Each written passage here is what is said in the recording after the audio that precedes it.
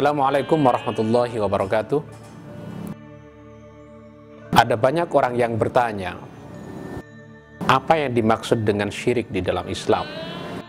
Kalau kita merujuk Al-Quranul Karim, kita akan menemukan kata syirik dengan segala bentuk derivasinya 168 kali, tersebar di 44 surat dari 114 surat. Itu sebagai bukti bahwa kata syirik memang seringkali dijelaskan, disebutkan di dalam Quran. Pertanyaannya, apakah kata syirik di dalam Quran menunjuk kepada sebuah komunitas tertentu atau tidak? Di dalam Quran, syirik biasanya menunjuk kepada komunitas masyarakat yang menyembah patung, musyrikatul Arab, yaitu orang-orang yang menyembah patung dan mengingkari adanya Tuhan. Dan dosa syirik ini dipandang sebagai dosa yang paling besar di dalam Islam. Allah berfirman di dalam Al-Quran, Innallaha la yaghfiru an yushraka bihi wa yaghfiru ma duna dzalika liman yasha. Allah akan mengampuni segala dosa kecuali dosa syirik.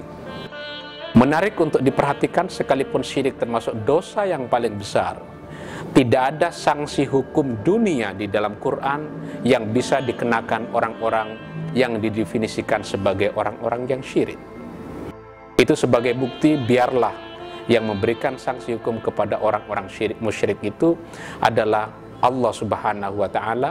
Manusia tidak perlu ikut campur untuk memvonis, memberikan keputusan hukum terhadap apa yang menjadi keyakinan orang-orang musyrik itu.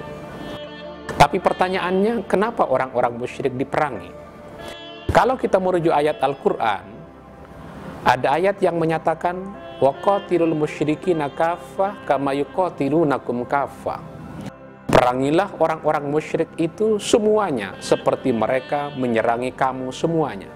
Dengan demikian, orang musyrik diperangi bukan karena dia musyrik, tapi orang musyrik diperangi lebih karena mereka memerangi orang-orang Islam. Ibnul Arabi di dalam kitab Ahkamul Quran menyatakan, qatilul musyrikin alladzina yuharibunakum. Perangilah orang-orang musyrik yang telah memerangi kamu. Dengan demikian, orang musyrik sekiranya tidak memerangi kamu, maka tidak diperbolehkan untuk diperangi. Orang Islam tidak boleh memerangi orang-orang musyrik yang tidak memerangi orang Islam. Bahkan ada banyak ulama yang berkata, sekiranya orang-orang musyrik itu pasif saja, bahkan mereka hidup miskin dan memerlukan bantuan, maka tidak boleh orang Islam mengendalikan diri lalu tidak membantu orang-orang musyrik. Di dalam Quran disebutkan, laisa 'alaika hudahum walakinnallaha yahdi may yasha. Bukan kewajibanmu untuk memberikan petunjuk kepada orang-orang musyrik itu, walakinnallaha yahdi may yasha.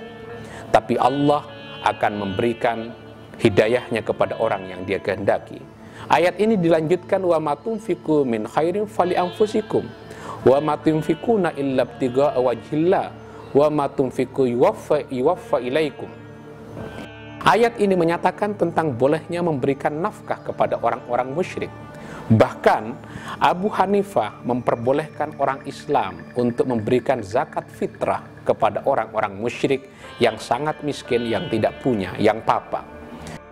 Ayat ini dikisahkan oleh para mufassir disebabkan karena ada sebuah kisah, ada sebuah cerita.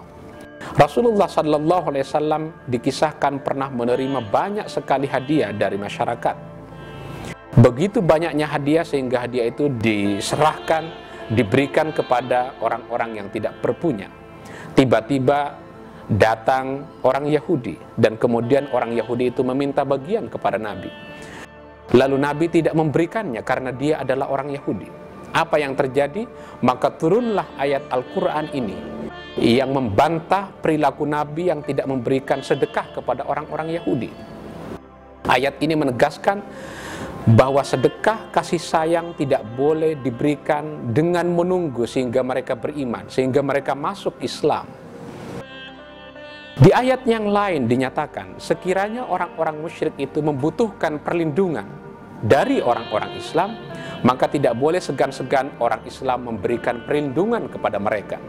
Ayatnya berbunyi, wa in ahadun minal musyrikin astajaraka fa'ajirhu hatta yasma'a kalam Allah. Jika ada orang-orang musyrik meminta bantuan kepadamu, kamu harus memberikan bantuan kepada mereka hatta yasma'a kalam Allah. Siapa tahu dengan cara itu dia bisa mendengarkan kebenaran yang dibawa oleh Nabi Muhammad di dalam Al-Quranul Karim. Dari penjelasan ini kita menjadi tahu bahwa orang musyrik diperangi bukan karena dia musyrik, tapi orang musyrik diperangi karena dia memerangi orang Islam. Yang kedua yang ingin saya katakan, tidak boleh karena dia orang musyrik padahal dia orang miskin lalu kita tidak membantu mereka. Kasih sayang, bantuan harus diberikan kepada siapa saja, baik dia musyrik ataupun dia tidak musyrik, selama dia tidak memusuhi orang Islam, maka tidak ada halangan bagi umat Islam untuk tidak membantu mereka, untuk tidak memberi perlindungan kepada mereka. Demikian, wassalamualaikum warahmatullahi wabarakatuh.